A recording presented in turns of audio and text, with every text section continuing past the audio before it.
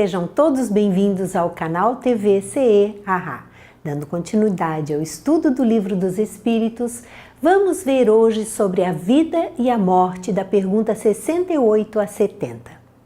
Na pergunta 68, qual a causa da morte dos seres orgânicos? E os espíritos respondem: esgotamento dos órgãos. E na Gênese, no capítulo 11, sobre a Gênese espiritual, no item 13, nós vamos ver o seguinte: por ser exclusivamente material, o corpo sofre as vicissitudes da matéria. Depois de ter funcionado por algum tempo, ele se desorganiza e se decompõe. O princípio vital, não mais encontrando elemento para sua atividade, se extingue e o corpo morre. Então, o corpo morre e o princípio vital se extingue. Nesse capítulo, sobre a Gênese espiritual, ele vai ampliar bastante o conhecimento sobre esse tema do princípio vital da vida e da morte. Na pergunta 68A, poder-se-ia comparar a morte à cessação do movimento de uma máquina desorganizada? E os espíritos respondem sim. Se a máquina está mal montada, cessa o movimento. Se o corpo está enfermo, a vida se extingue. Há uma comparação que Kardec faz do corpo com uma máquina. E na pergunta 69, por que é que uma lesão do coração, antes que a de outros órgãos, causa morte? E os espíritos respondem: o coração é máquina de vida. Não é, porém, o único órgão cuja lesão ocasiona a morte. Ele não passa de uma das peças essenciais.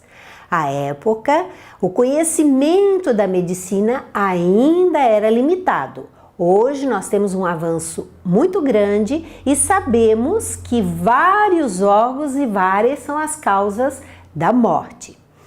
E no item 18 da Gênese espiritual, nós vamos ver a união do perispírito e da matéria que se efetuara sob a influência do princípio vital do germen, quer dizer, o perispírito ele se une ao corpo pelo princípio espiritual que está lá no germe, no ovo.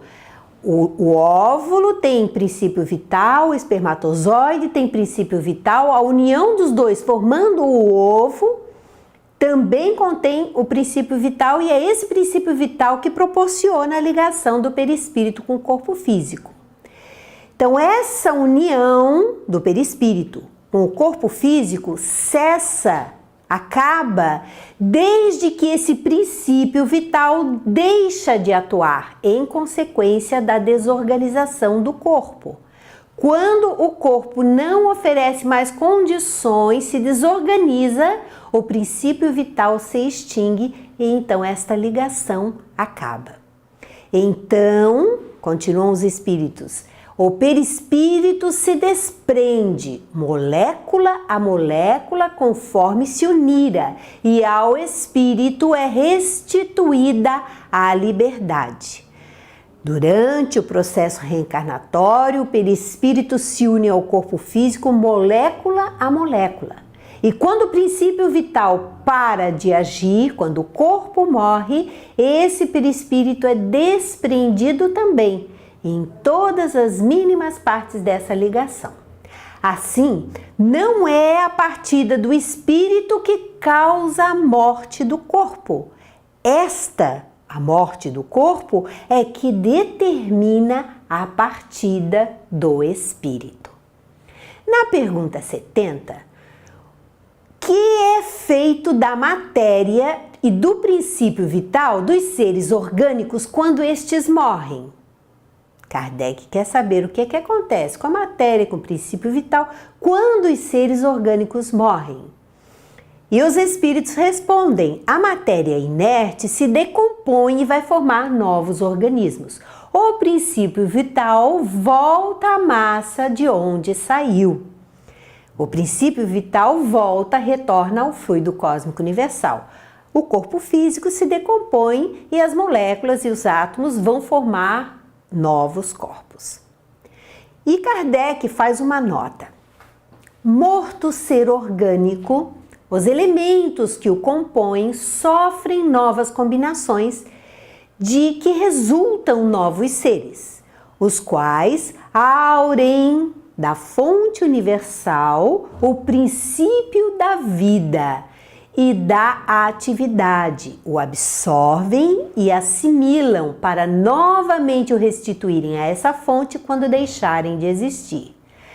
Quando um corpo físico morre, ele se decompõe para formar novos corpos. E esses novos corpos, quando se formam, buscam na fonte universal, que é o fluido cósmico universal, o princípio vital, que também é uma transformação deste fluido cósmico universal. Então é um ciclo de morte, transformação e renascimento, tanto do corpo físico quanto da parte energética, que é o princípio vital. Kardec continua a nota. Os órgãos se impregnam, por assim dizer, deste fluido vital, e esse fluido dá a todas as partes do organismo uma atividade que as põe em comunicação entre si. Todas essas partes que compõem o corpo estão interligadas, não só através da circulação sanguínea, que irriga todo o corpo, mas também através da circulação energética, que é o princípio vital agindo em todo o corpo. Mas, continua a nota, quando os elementos essenciais ao funcionamento dos órgãos estão destruídos ou muito profundamente alterados, o fluido vital se torna impotente para transmitir o movimento da vida e o ser morre. Há um ponto, então, em que o fluido vital não consegue mais fazer esse reequilíbrio do corpo físico, porque o corpo está muito deteriorado, e então ele vai a óbito e o princípio vital se extingue.